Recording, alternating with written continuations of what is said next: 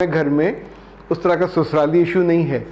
मेरे 3 बेटे हैं और 2 अपने अब्बा के साथ काम करते हैं और एक अभी पढ़ाई कर रहा है।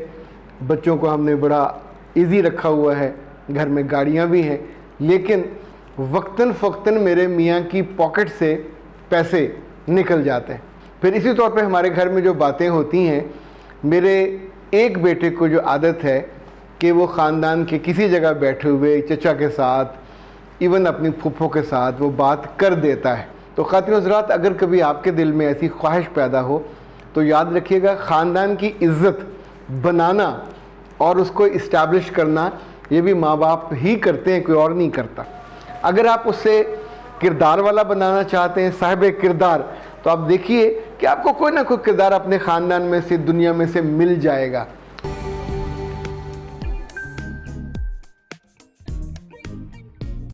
बिस्मिल्लाहिर्रहमानिर्रहीम। ख़ातिन हज़रात, मैं हूँ अख्तर अब्बास और आप सबको अस्सलाम वालेकुम। मिसेस आरिफ ने अपने मियाँ के साथ मिल के एक मैसेज लिखा है।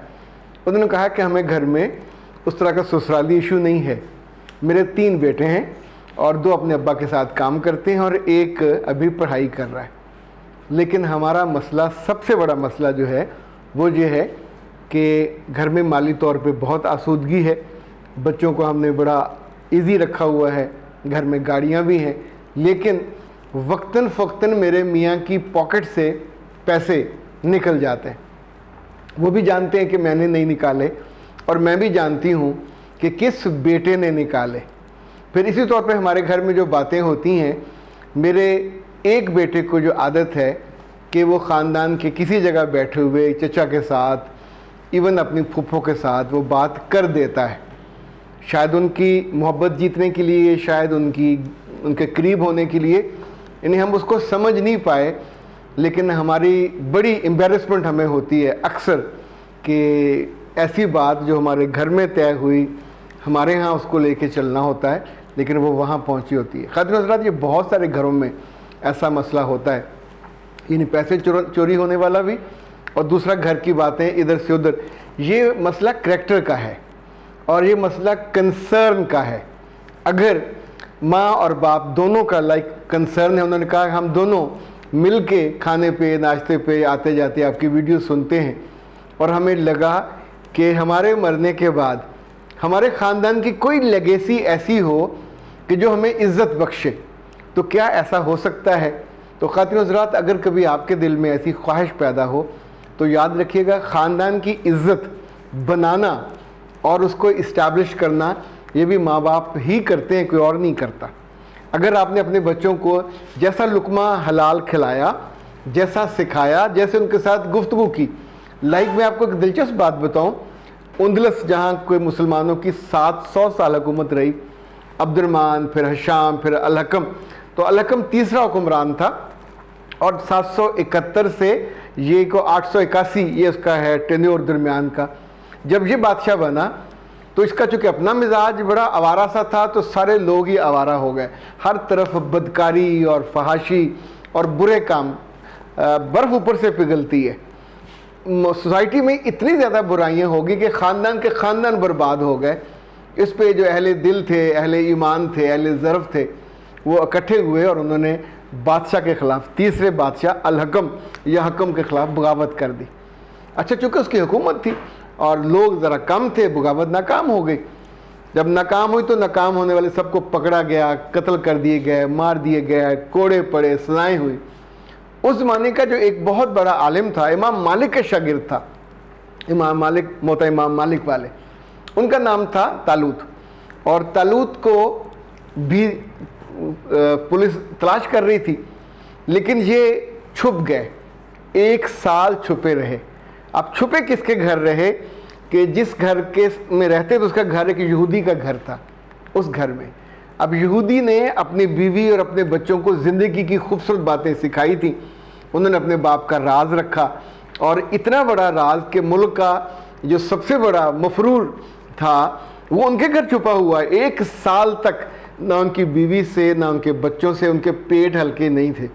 जब 1 साल गुजरा तो इमाम तालूत ने एक रोज़ अपने उस मोहसिन से कहा कि तुम्हारी हुस्न सलूक का बहुत शुक्रिया, تمہارا خاندان بہت اچھا ہے، تمہارا مزاج بہت اچھا ہے، تمہارا کردار بہت اچھا، پر اب میرا دل چاہتا ہے کہ میں بادشاہ کا جو وزیر ہے ابو البسام، یہ میرا شاگرد رہا ہے، اس کو میں نے قرآن پڑھایا، اس کے پاس جاتا ہوں، اسے کہتا ہوں کہ میرا حق ادا کرو اور بادشاہ سے جا کے میرے لیے معافی دلواؤ اور مجھے فری طور پہ جینے کا حق مل جائے۔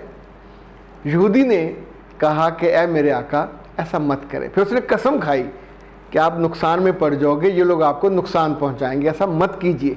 اچھا، اسے شاید خاندانوں کی روایت کا یا خاندانوں کے مزاج کا اندازہ تھا۔ انہوں نے طالوت صاحب نے بات نہیں مانی اور یہ رات کو چھپ کے ابو البسام کے گھر پہنچے۔ وہ ان کو دیکھ کے بڑا خوش ہوا، کہا استاد محترم آپ آئے سر آنکھوں پہ، کہاں رہے؟ انہوں نے بتایا کہ میں یہودی کے گھر رہا، تو تم پہ میرا احسان ہے، احسان کا بدلہ دو۔ وہ ان کو وہیں چھوڑ کے فوراً بادشاہ کے گھر پہنچا اور جا کے کہا کہ میں آپ کے لیے ایک قیمتی تحفہ لایا ہوں، آپ کا وہ مجرم جو مفرور ہے وہ میں نے پکڑ لیا ہے۔ بادشاہ نے کہا فوراً لے کے آؤ، تو طالوت صاحب کو جناب لے کے گئے۔ بادشاہ نے کہا کہ اے مفرور آدمی، خدا نے مجھے قدرت دی ہے تجھے پکڑنے کی اور تجھے عبرتناک سزا دینے کی، بتا کیا کہتا ہے؟ تو امام طالوت نے صرف یہ کہا کہ اے اللہ کے بندے، میری تجھ سے کوئی دشمنی نہیں ہے، تو نے خدا کی حدیں توڑی، تو نے لوگوں کو برائی کی راہ پہ لگایا، تو میرے دل میں تیرے لیے نفرت پیدا ہوئی۔ یہ نفرت صرف خدا کے لیے ہے اور مجھے تم سے نہ کوئی ذاتی تھا، نہ ہے، نہ آئندہ ہوگا، لیکن یہ نفرت میں کرتا رہوں گا جب تک تیری یہ بدعملی چلتی رہے گی۔ اگر تو رک جائے گا تو میری ختم ہو جائے گی۔ اللہ دلوں کو پھیرتا ہے، عین اس لمحے اس کا دل پھرا، اس کی آنکھیں بدل گئیں، کہاں وہ سزا دے رہا تھا، قتل کرنے والا تھا۔ اس نے کہا کہ امام یہ بتائیے کہ آپ اتنے عرصہ چھپے کیسے رہے؟ تو انہوں نے بتایا کہ یہودی کے گھر اس نے مجھ پہ احسان کیا۔ تو کہا ابو البسام نے آپ کو کہاں سے پکڑا؟ کہا پکڑا؟ میں خود اس کے گھر چل کے گیا، جا کے کہا کہ بادشاہ سے بات کرو۔ اس نے مڑ کے ابو البسام کو دیکھا، یہ بھی خاندان کا مسئلہ ہے، خاندان میں سیکھنے کا مسئلہ۔ کہا کہ اے بدبخت انسان، تیرے گھر تیرا استاد آیا اور تو نے اس کو دھوکہ دیا، جا میری نظروں سے دور ہو جا، دوبارہ کبھی میرے سامنے مت آنا۔ ابو البسام بری موت مرا، تڑپ تڑپ کے، ترس ترس کے، غربت میں وہ کہا کرتا تھا کہ مجھے میرے استاد کی بد دعا لے گئی، کاش میرے خاندان میں سے کوئی ایسا ہوتا جس نے مجھے تہذیب سکھائی ہوتی، تمیز سکھائی ہوتی، اور میں لالچ پہ قابو پاتا اور جا کے چاپلوسی کے لیے بادشاہ کے پاس نہ جاتا۔ بادشاہ نے اس یہودی کو بلایا، اس کا عمر بھر کے لیے وظیفہ طے کر دیا۔ وہ حسن سلوک دیکھ کے مسلمان ہوا اور طالوت صاحب جو ہیں بادشاہ کی منظور نظر بنے۔ بادشاہ نے ان کی مدد سے سوسائٹی کو بہتر کیا۔ ہوا یہ کہ جب یہ فوت ہوئے تو الحکم خود ان کے جنازے میں شریک ہوا، ان کی تعریف کی، تحسین کی۔ تو جب بھی آپ اپنے بچے کو کوئی چیز سکھانا چاہتے ہیں، اپنے بیٹے یا بیٹی کو، اگر آپ اسے کردار والا بنانا چاہتے ہیں، صاحب کردار، تو آپ دیکھیے کہ آپ کو کوئی نہ کوئی کردار اپنے خاندان میں سے، دنیا میں سے مل جائے گا، اور آپ اس کو بتا سکتے ہو کہ میرے بعد میرا نام ڈبونا مت، عزت کا باعث بننا، رسوائی کا باعث نہ بننا۔ ہم چونکہ بچوں سے اس موضوع پہ بات ہی نہیں کرتے، نہ بیٹوں سے نہ بیٹیوں سے، تو نتیجتاً وہ ایسے پودے بنتے ہیں جن پہ نہ پھل آتا ہے نہ پھول آتا ہے، بڑے ہو جاتے ہیں پر وہ جنگلی بیلیں اور جنگلی پودے بنتے ہیں جو کردار والے ہوتے ہیں، جن پہ تاریخ ناز کرتی ہے یا جن کا ذکر ہوتا ہے، وہ نہیں بن پاتے۔ اختر عباس کو دیجیے اجازت۔ السلام علیکم۔